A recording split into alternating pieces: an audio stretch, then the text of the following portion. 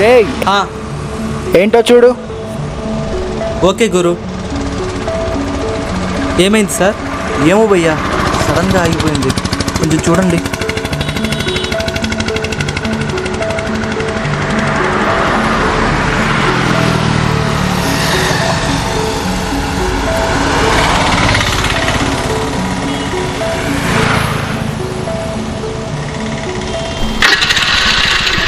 అయిపోయిందా?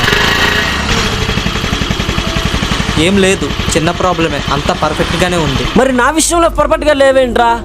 అన్నా చెప్పరా, పైసలేవి? ఇచ్చేస్తా అన్నా, 4-5 రోజుల నుంచి ఒంట్లో బాగాలేదు.